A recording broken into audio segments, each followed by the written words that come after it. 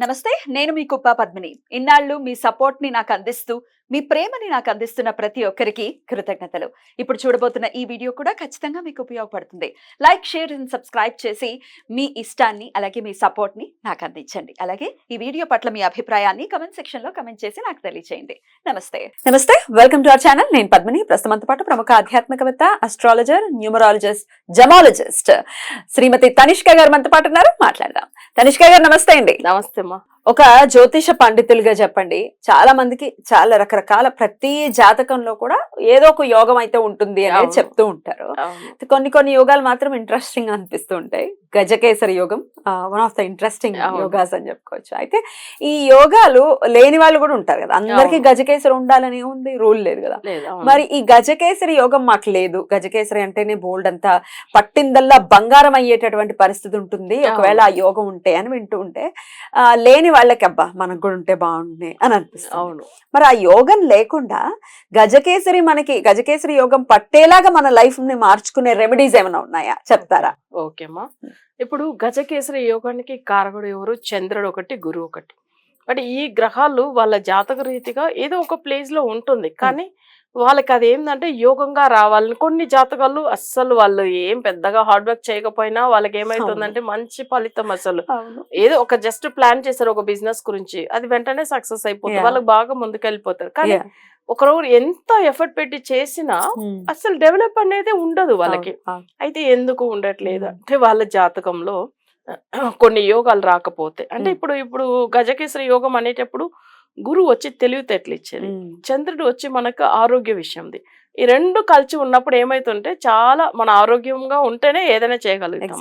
So అప్పుడు ఏమైతుందంటే తెలివితేటలు చాలా కావాలి. సో ఆరోగ్యంగా ఉండడంతో పాటు మన తెలివితో కొన్ని మనం ముందుకెళ్ళాలి. సో అప్పుడు గురువు తెలివి కారకుడు.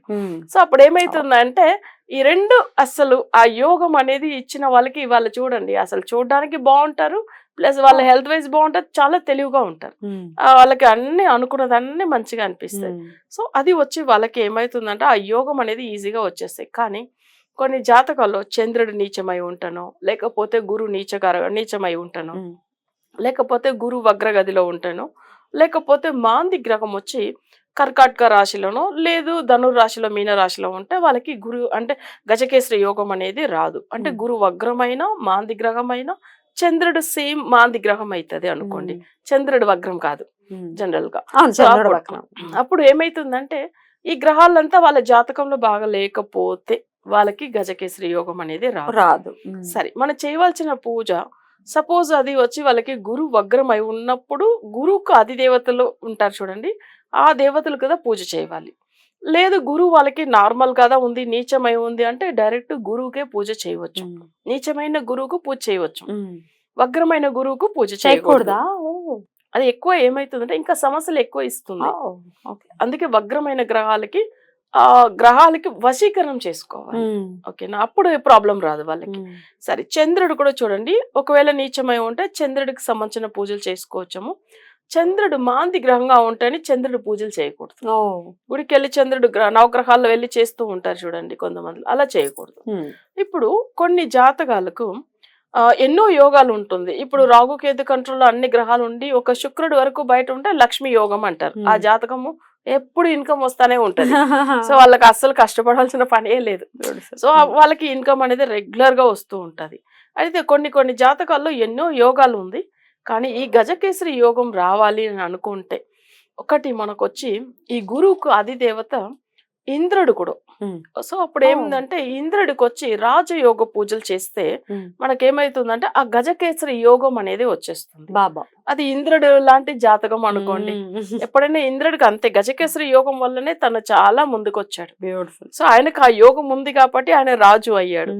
సో అది కాకుండా ఏమైతుందంటే అసలు జనరల్ గానే ఈయనకు అధిదేవత ఆయనదా, గురువుకి కూడా జనరల్ గా మనం ఎవరిని మొక్కితే అసలు ఇంద్రుడిని మొక్కితే మంచిది, కానీ ఆయన జాతకం కూడా ఆ యోగం ఉంది కాబట్టి ఆయన రాజుగా ఉన్నాడు. సో మన కూడా ఎవరైనా కానీ రాజయోగ పూజలు ఒకటి ఉంటది, అది చేసుకోవచ్చము.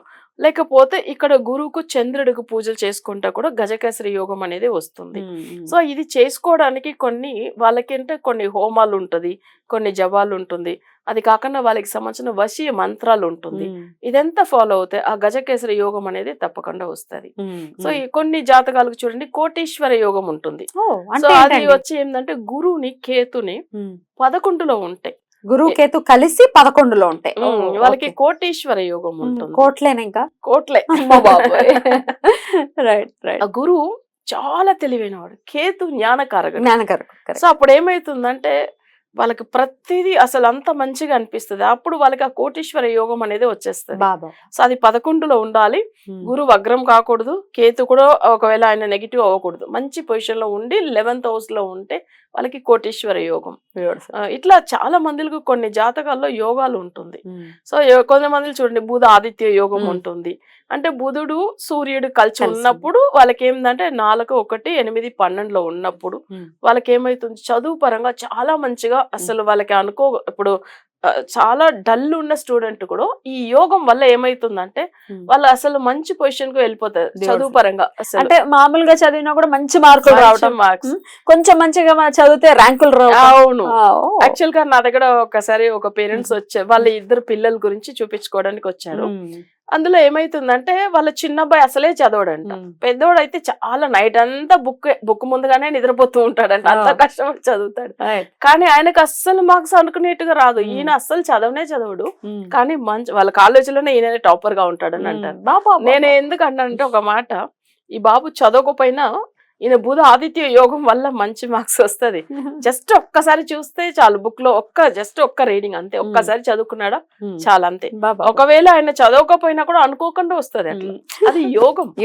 అది బుధ ఆదిత్య యోగం. కొంతమంది యోగం ఉన్నప్పుడు ఏ పూజలే చేయరండి, ఎగ్జాక్ట్లీ, కానీ పూజ చేయకపోయినా ఫలితం అయితే ఉంటుంది. వాళ్ళ జాతక యోగాలు అదే. ఏమంటే వాళ్ళని చూస్తే వాళ్ళు ఎప్పుడో 10ంటికి లేస్తారండి, అసలు ఏవి పూజలే చేయరు, అయినా వాళ్ళకి బోల్డ్ అంత లక్ష్మి యోగం ఉంది, లక్ష్మి కటాక్షిస్తోందంటే జాతకంలో అలా ఉంది, మరి ఉంది కదా.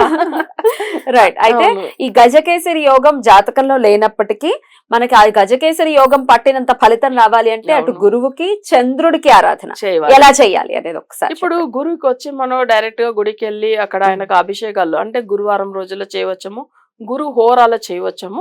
ఇట్లా చేసుకునడం వల్ల మంచిది. ఇంకొకటి ద్వాదశి తిథి 12వ తిథి, సో అది గురుకు సంబంధించిన తిథి, ఆ రోజు చేయవచ్చము, ఇంకా మంచిది.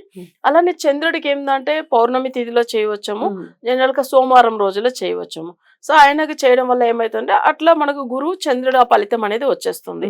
అట్లా ఒకవేళ వీలు కాకపోతే మన వశీకరణ పూజలు ఇస్తాం చూడండి, అది చేపించడం వల్ల కూడా వాళ్ళకి ఆ యోగం అనేది యోగాల గురించి కూడా చేయిస్తారు పూజలు, ఎందుకంటే వాళ్ళకి ఇంకా తొందరగా వస్తుంది. మేము చాలా రాజయోగ పూజలంతా చేపించున్నాము, ఇంద్ర రాజయోగ పూజ అంతా చేపించున్నాము. ఈ గ్రహాలని మనకు రాజయోగంగా మార్చుకోవాలంటే ఎలా అనేది, సో అంటే గ్రహాన్ని మనకు ఫేవర్ గా వశీయం చేసుకునేది. అప్పుడు ఏమైతుందంటే తొందరగా ఫలితం వస్తుంది. సో అందుకే మన క్లయింట్లు అందరూ ఏమైతుందంటే అసలు పూజలు చేసిన వెంటనే ఎంతో ఫలితం వస్తుంది, మేము 10 రోజుల్లో 15 రోజుల్లో బాగా అయ్యాం అలా రివ్యూ ఇవ్వడానికి కారణం అదే. అంతే. గ్రహాల్ని వాళ్ళకి ఏంటంటే వాళ్ళు ఎక్కడో ఉన్నారు, కానీ మనం చేపించి పంపించే పూజలు ఉంది చూడండి, అది ఆ వైబ్రేషన్ వాళ్ళకి అందిపోతుంది. సో అంతే చాలు, అది చేసుకుంటారు. వాళ్ళకి ఏమన్నా మిగతా వాళ్ళ పెండింగ్ ఉన్న పూజలు ఏమన్నా చేసుకుంటారు, తర్వాత మనకి చెప్తూ ఉంటారు చూడండి, చాలా మంచి రిజల్ట్ వస్తాయి. బ్యూటిఫుల్ అండి. చాలా ఎటువంటి రెమెడీస్ ని చేసుకోవచ్చు అనేది చాలా బ్యూటిఫుల్ గా ఎక్స్ప్లెయిన్ చేశారు. కృతజ్ఞతలు అండి. నమస్తే. నమస్తే.